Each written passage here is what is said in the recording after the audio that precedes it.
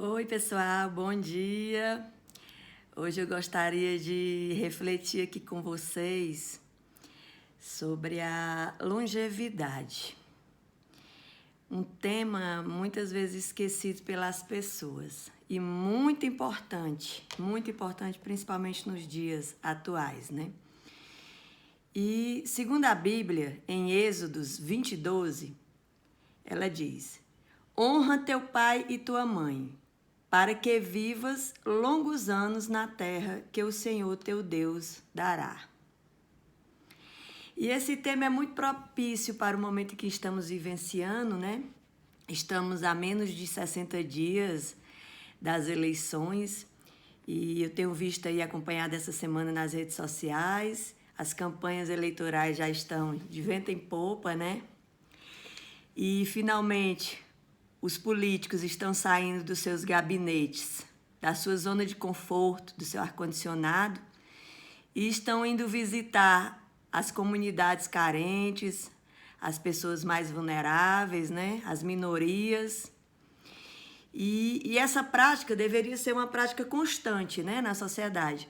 Mas, infelizmente, a gente só vê essa prática sendo realizada de 4 em 4 anos. O que deveria ser um costume, uma prática constante, ela se perde no tempo. E esse tema, eu pude vivenciar ele como experiência própria. Eu estou morando aqui em Brasília e nos últimos 2 anos eu assumi um cargo aqui como secretária executiva do Conselho do Direito dos Idosos, do Distrito Federal. E eu pude acompanhar de perto toda essa problemática enfrentada pelos idosos e seus familiares. Os próprios dados do IBGE, né, constam uma queda da população mais jovem, que hoje corresponde a 43,9% da população brasileira, e um aumento crescente da população de idosos, que hoje corresponde a quase 15% da população, ou seja, em torno de 31 milhões de idosos nós temos no país, que corresponde às pessoas que têm mais de 60 anos. E o que os nossos políticos estão fazendo em prol disso? A pirâmide no nosso país, ela está invertendo. A base que ontem foi de jovens, daqui a 30 anos ela será de idosos. Os idosos representarão 30% da população brasileira. E o que é que cada um de nós, eu me incluo nisso, estamos fazendo ao escolher os nossos candidatos, os nossos políticos, que irão nos representar, que serão a boca do povo na Câmara, no Senado, seja no Legislativo, seja no Executivo. Eles são os nossos representantes. Nós vivemos num país democrático. E nós não vemos, isso me entristece, eu não consegui ver ainda nenhum candidato se manifestar com alguma política voltada para a pessoa idosa.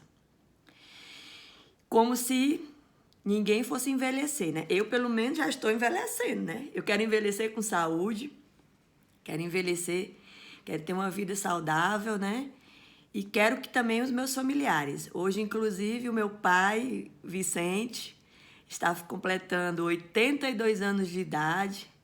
Eu queria agradecer a Deus que a longevidade, ela é uma bênção realmente na vida da pessoa. Quando ela realmente tem uma vida saudável, quando ela está tendo um amparo do seu familiar, como é o caso do meu pai. Graças a Deus nós temos, ainda tenho minha mãe, né? Tenho minhas irmãs que estão cuidando dele lá no interior do Ceará. Sempre que posso, eu vou lá, participo da vida dele, mas mesmo distante, eu sempre estou preocupada e dando atenção a ele, o cuidado que cada idoso merece, dentro de cada possibilidade. Mas é muito triste ver que os políticos ainda estão muito ausentes nessa causa. Ainda é muito tímida a política voltada para a pessoa idosa. Lógico que nós temos que cuidar das nossas crianças, dos nossos adolescentes, mas não podemos esquecer que esse jovem de hoje será o idoso de amanhã.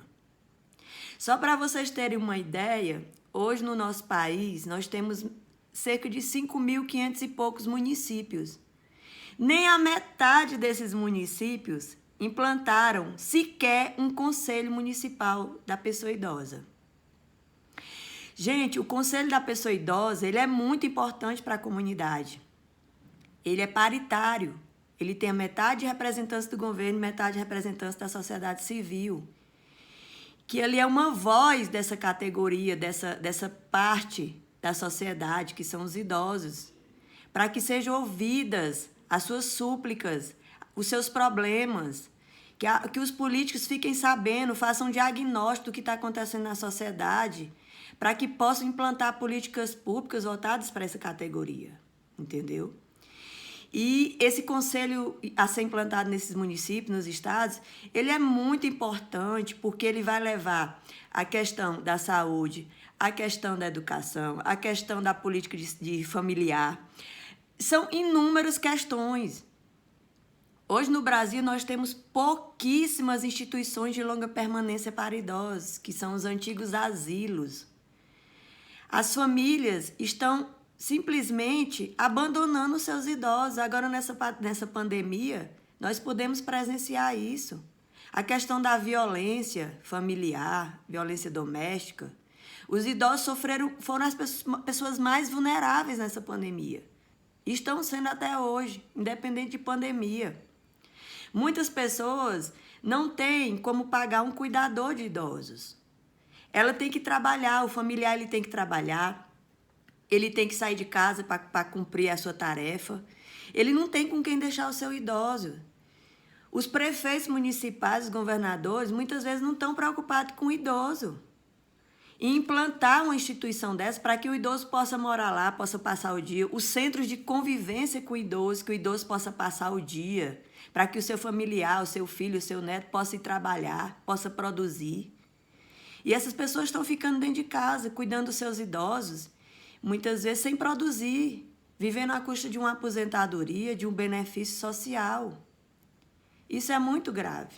Então, eu queria fazer um apelo aqui, tanto às pessoas que estão me ouvindo, à sociedade, cada um de nós, como os políticos. Eu tenho muitos amigos políticos, eu tenho conversado muito sobre isso, aqui em Brasília e no Ceará, para que eles tenham sensibilidade para essa causa, entendeu? Porque o idoso, ele realmente no Brasil, ele está abandonado. Nós não temos política de idoso. O Estatuto do Idoso faz 20 anos que foi implantado. O que foi isso que nós fizemos de lá para cá com relação à política do idoso? Quase nada. Lógico que teve uma pequena evolução, mas ainda estamos engatinhando com relação a essa política.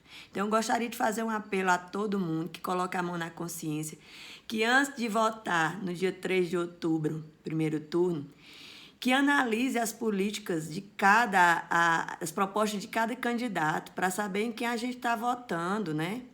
E as pessoas que tenham mais sensibilidade, que sejam tementes a Deus, que estejam preocupadas com o próximo, principalmente, tá, pessoal? Então, a palavra de hoje, isso tocou muito meu coração. Há muito tempo eu já queria abordar esse tema aqui com vocês.